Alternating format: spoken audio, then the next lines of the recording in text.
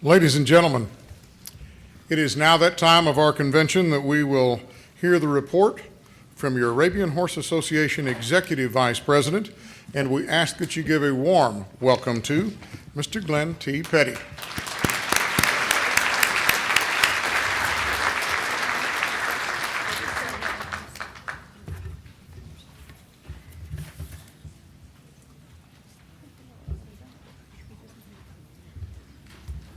Thank you, Craig.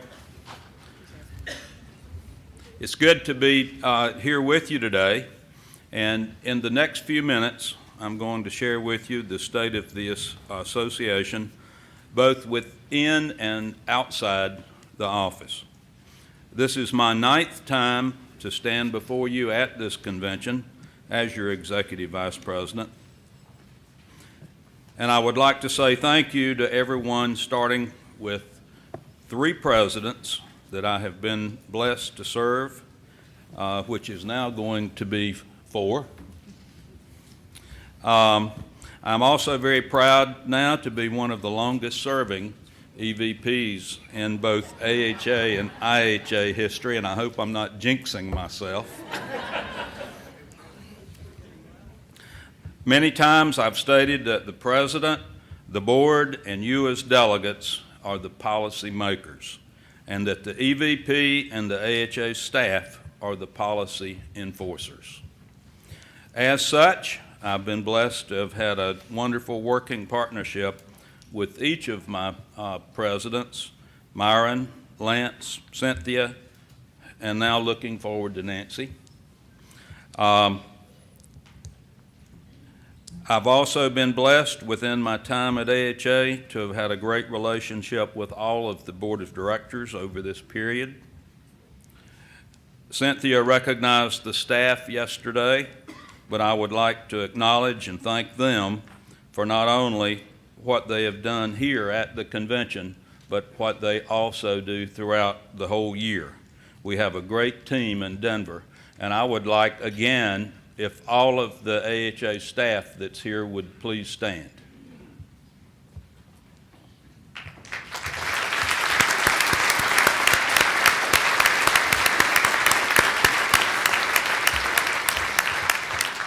Thank y'all and everyone that we have back in Denver that are behind you guys.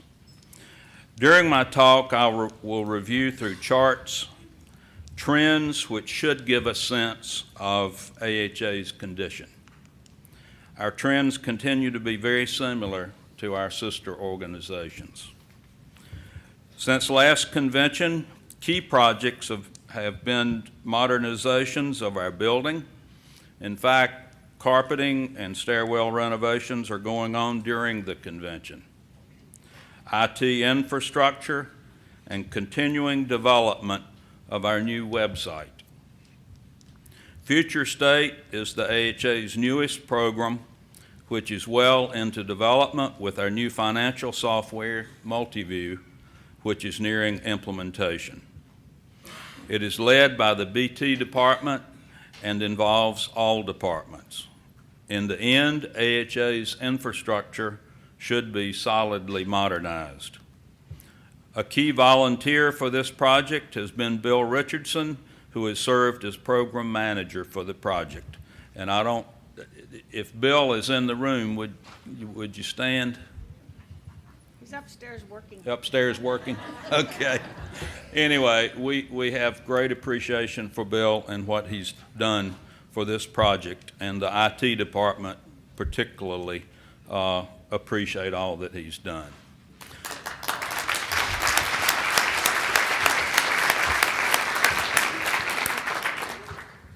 Another area of emphasis has included animal welfare, which involve commenting on the proposed new rules for the U.S. Horse Protection Act and halter showing rules enforcement.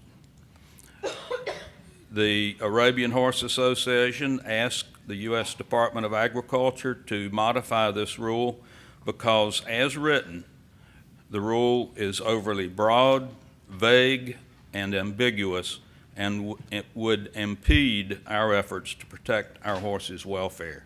I think one of the examples is at this convention There's been a little discussion on shoeing.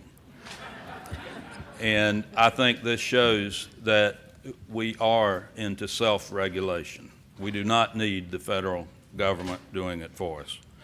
The language that we ask that it be changed to read that the use of the following devices, equipment, or practices is specifically prohibited with respect to any Tennessee walking horse, racking horse, or spotted saddle horses that performs with a gait that raises concerns about soaring at any horse show, horse exhibition, horse sale, or horse auction, and accepting breeds governed by the U.S. Equestrian Federation. By going to those three breeds, we are, the language that was in it originally, or it presently, I guess, is similar. We're not similar. And by getting those three breeds named, we think that will fix it. It also is my understanding that the U.S. Department of Agriculture would like to get something done before the administration changes in Washington. So I was supposed to have gone to a meeting in Washington during U.S. Nationals with several congressmen, and that meeting was canceled by the attorneys with the U.S. Department of Agriculture. To date, we have had 181 congressmen that are supporting us in this rule change. It's USDA that does it, not Congress. But having 181 congressmen in support doesn't hurt. So, and I'm also hoping I can be positive in that the meeting in Washington that was canceled is an indication that the lawyers didn't want to mess up what they had in mind. So we'll see. Our president in her speech mentioned we are in defense of litigation brought by the PAT over ownership of our HRS software. I'm not going to go to comment on that further. We do have one other suit involving recorded ownership of a horse. A key to this suit is that AHA records ownership. We do not certify ownership. And also on this, they claimed in court that by issuing registration papers, we were certifying the good health of a horse. We do not do that either. Much time and expense is being devoted to both these defenses. Looking forward, it is exciting that the future of AHA's magazine is changing. I'm not going to go into detail as Julian, our marketing director, will be covering that more in her speech tomorrow. But briefly, Modern Arabian Horse is going away and Arabian Horse Life, our new magazine, will begin with the first of the year. It will become a slimmed down new magazine going to all members. And it was our members that effectively chose the name Arabian Horse Life through a survey, and then the board of directors supported that. Another area that marketing has been involved in is working with our MDP committee on the Arabian Horses for Humanity project. You've already heard some on this from MDP. This project, in one sense, is a fundraising project, but it also will be a wonderful promotion for our breed. Regarding the convention, I would like to thank all of you for working with us as we were forced to move from Denver to Tulsa. I know it has been an inconvenience for many of you as well as for staff, but in August, Eddie Hook and I met with the Marriott leadership at the Tech Center for a tour of renovations, and everything was fine. Shortly after that visit, we and the hotel learned that a major electrical transformer or transformers that were necessary to run the convention center was back ordered to January. So that was the thing that triggered our move. It was then that we learned quickly that our convention doesn't fit just anywhere. and sites meeting our requirements are booked well in advance. So we were extremely lucky to land on our feet here in Tulsa at the Hyatt Regency. Looking forward, our Convention Planning Committee will be sharing with you our options for 2017 and 18, and I know that the Convention Planning Committee would welcome any regions that might step up to host the convention in the future. You'll hear more about that tomorrow, I believe it is, from the Convention Planning Committee. Moving inside the building, I'd like to update you on staff and department areas. Currently, our staff census consists of 45 employees, 42 full-time with 3 part-time. There have been 5 new hires, 1 promotion, and we have 2 open positions. Compared to our sister organizations, this turnover is actually well within industry norms. Building maintenance, as I mentioned earlier, has been limited this year basically to carpet installation in the lobby area and carpeting on the stairwells and the landings, which is actually, as I said, being done while we're here. As stated earlier, business technology's focus in 2016 has been future state. We continue the transition of AHA to a transaction-based business model, implementing our business rules. 2016 started with deployment of an updated website and continued with several website releases introducing club and delegate functionality. BT is currently involved with the planned rollout of the new financial package Multiview before the end of the year. So, as I believe Cynthia mentioned yesterday, our website will be down November the 30th through December the 6th. If there is anything business that you need to do that would normally be done on the website, please pick up the phone and call the office, and we'll help walk it through. Other areas of activity in AHA is competitions.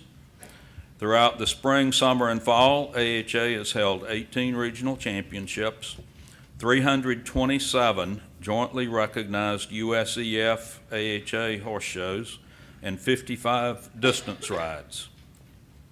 In addition, there were 86 one-day competitions recognized, and as you can see from the slide, our decline is not as steep and still, but it's still not in the right direction. Good one.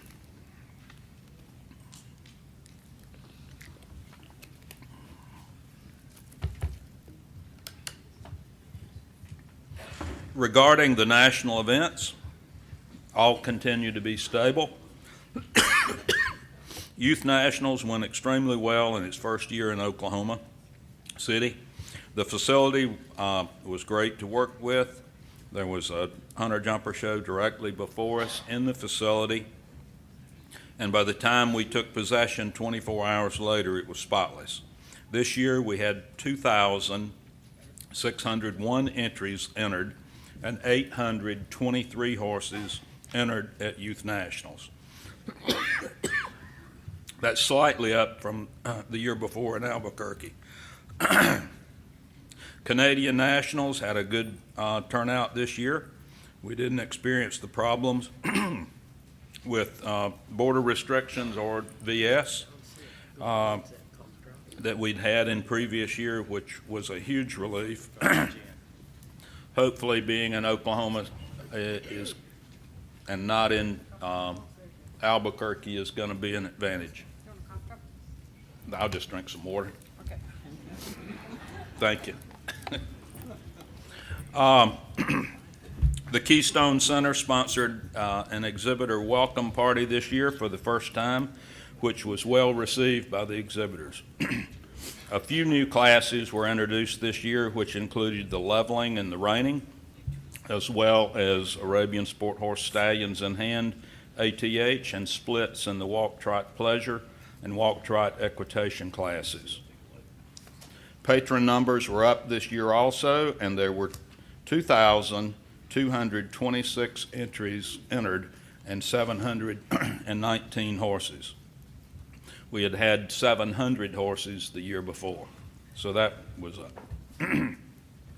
Sport Horse Nationals was held in Nampa, Idaho, as it rotates back and forth annually. The new classes added were well received. The young horse dressage class had 30 entries, and the Hunter Derby 21 entries.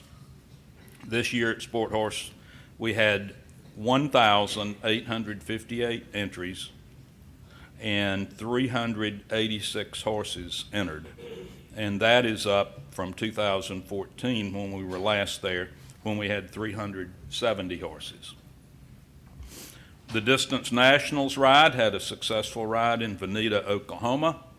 Many thanks go to the commission, staff, volunteers, and officials that helped this show run so smoothly.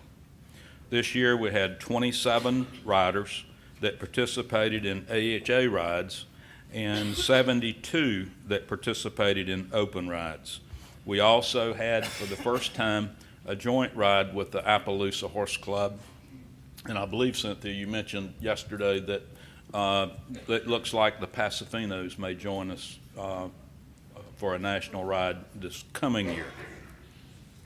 This year, the U.S. Nationals, we signed a new contract with Tulsa Expo Square, and that contract runs through the year 2022.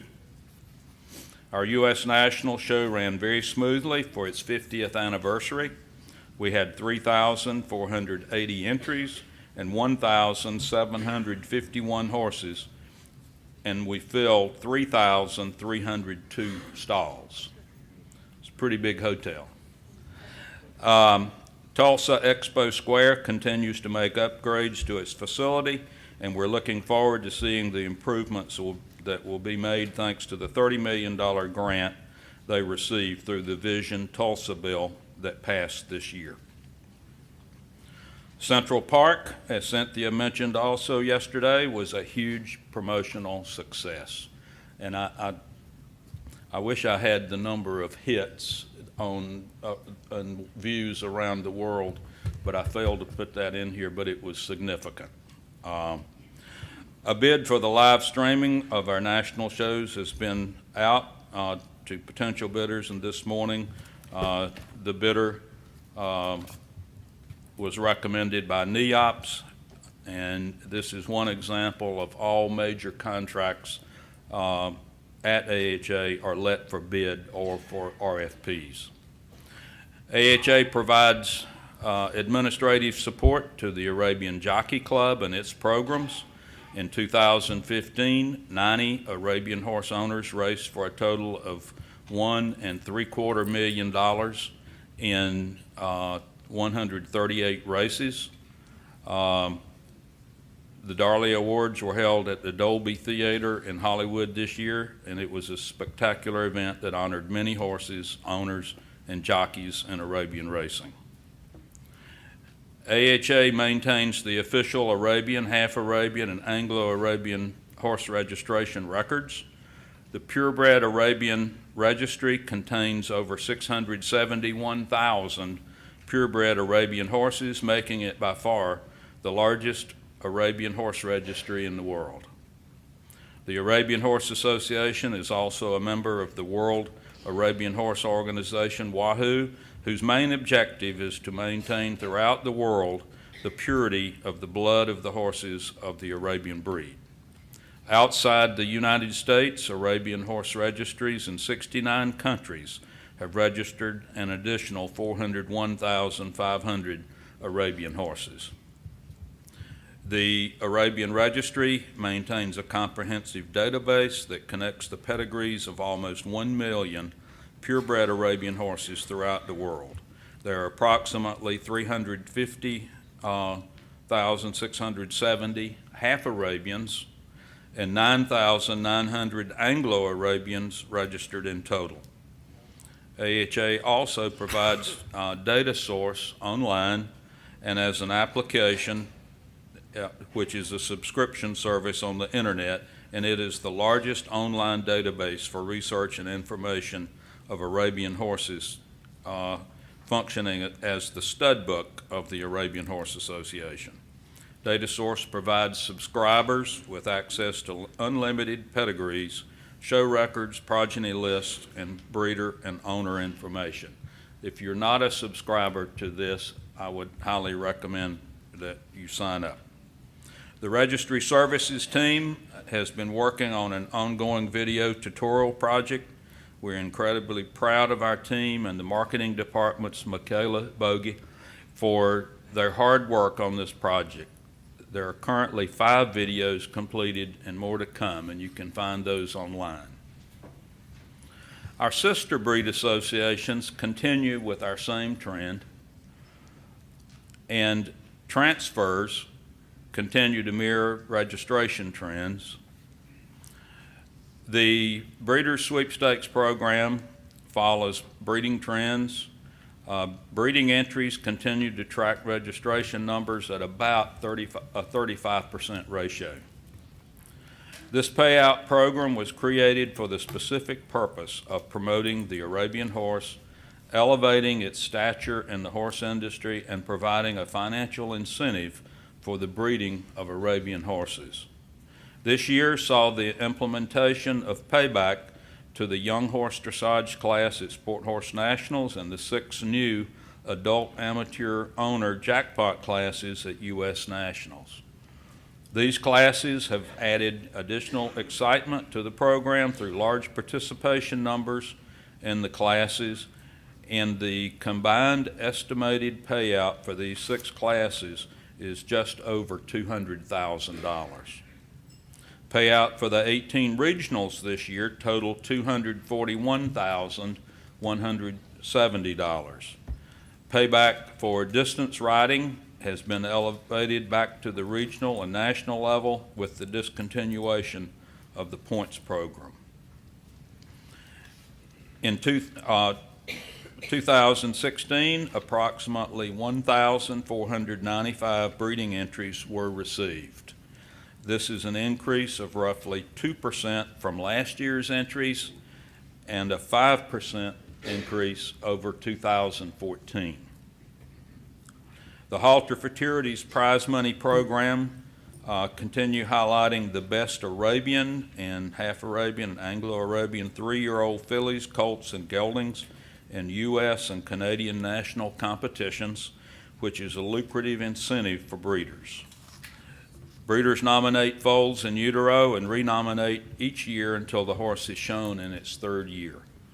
The nomination fees, renomination fees, late fees, and money received from the buyback program are distributed to the top 10 winners of 5 futurity classes at both the U.S. and Canadian Nationals. For the foaling year 2016, a total of 1,256 distinct foals were nominated compared to 1,294 for 2015, which reflects a 3% drop in participation in the program. For 2016, U.S. and Canadian National shows there were a total of 69 horses entered in the halter futurity classes, which is down by 20 horses from 2015. The amount awarded to the 5 Canadian halter futurity classes was $54,665. The Performance Futurity and Maturity program is for 3-year-old Arabian and half Arabian, Anglo-Arabian performance horses, and 5-year-old and under Arabian and half Arabian, Anglo-Arabian reining, working cow, trail, and cutting horses that compete for prize money in 16 classes at the U.S. Nationals. New this year, the Arabian and half Arabian and Anglo-Arabian trail have been combined to provide a larger payback for participants. Horses are nominated in the year of competition, and the nomination fees which are collected are distributed to the top 10 winners. Approximately 225 horses were nominated for the 2016 U.S. National Show, which is an increase of 16 horses from 2015. The Performance Maturity Program is for 4 and 5-year-old and performance classes, Western and Hunter performance classes, and 5 and 6-year-old English and Country English performance classes. Horses are nominated in the year of competition. Nomination fees collected are distributed to the top 10 winners in the 8 classes. Approximately 198 horses were nominated for the 2016 U.S. National Show. Membership continues to decline for all combined sister organizations, as it is with AHA, as you can see from this slide. AHA presently consists of 19,979 members who join for a variety of reasons. This compared to 21,028 at this time last year, and this is a 5% decline. Of these, 11,411 of them have a competition card. Some join to transact business with AHA, such as registration, transfer, online access, etc. Others join via one of the 219 affiliate clubs throughout the United States and Canada. About 2 years ago, we asked clubs to complete a synopsis of their club's background and activities. About half of our clubs have placed their club bios on the AHA website. I would encourage the other half, if any of you are in the room here, to please consider doing that. I think, to me, one of the things that Future State is going to do for us is our ability to do auto renewal for our memberships, and I tend to think that if we can get that done, that's going to help our numbers. Our marketing department is involved in all departments of AHA. As I said earlier, Julian will be giving a report specific to marketing tomorrow, so I'm not going to go into great detail here. However, I'm going to share with you a few figures.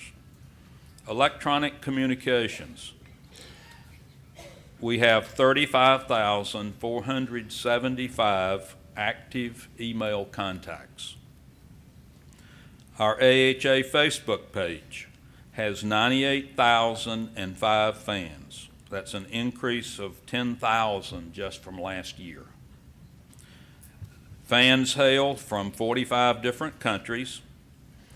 Our fans are 63% female, 16% of them in the 18 to 24 year age group. AHA Twitter, 16,500 followers there.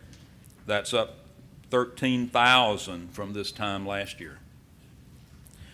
AHA YouTube channel has over 1,000 subscribers with over 300,000 lifetime views.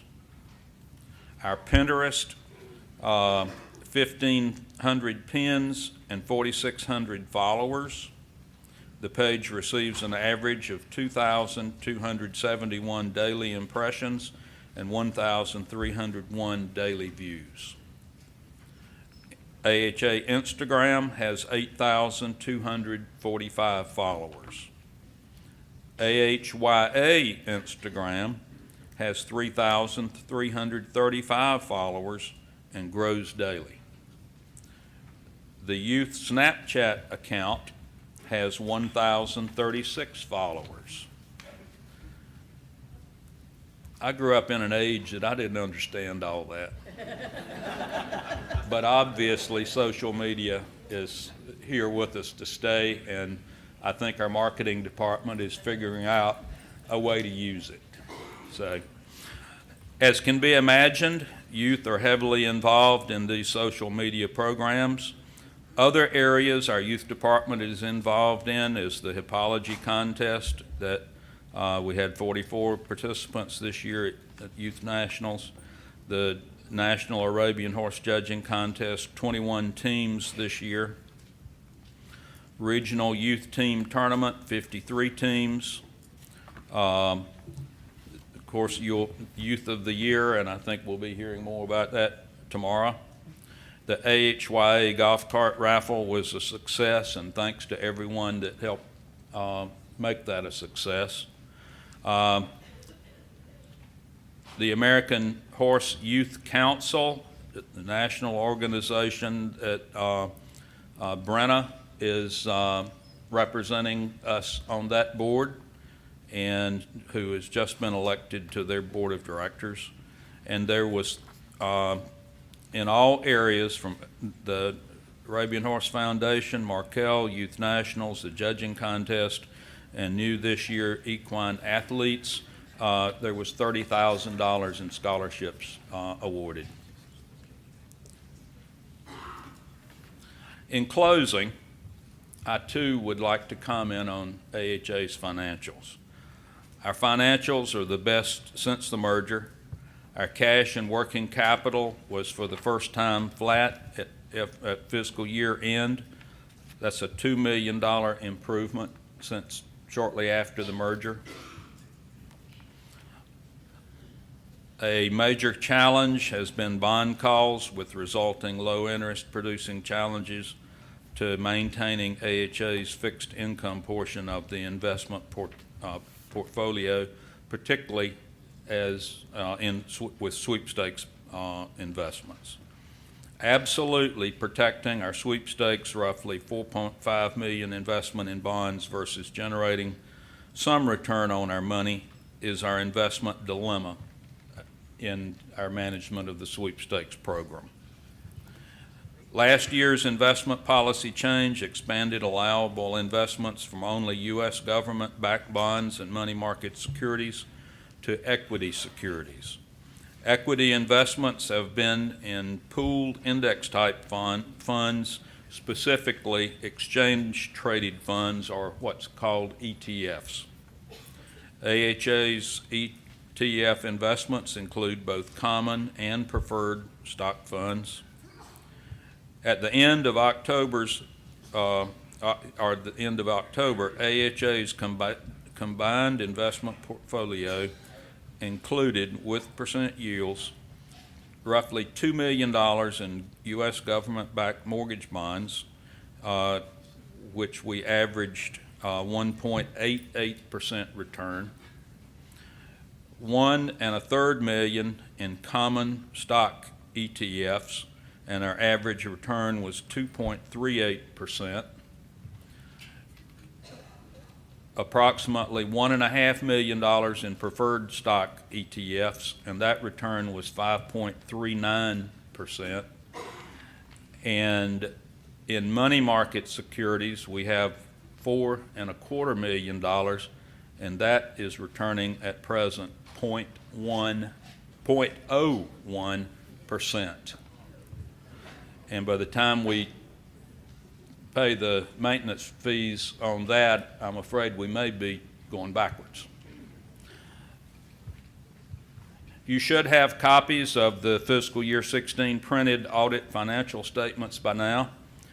Should you have any questions, I would encourage you to contact Brad Short, our controller, that's here at the convention. And maybe, Brad, if you just stand, and if you have any questions on any of our financials, I would encourage you to see Brad. I can give you a high level. He can give you a pretty detailed. In closing, I quote a lot of figures in my speech. Marketing department will be getting my speech online as well as the slides. So I thank you.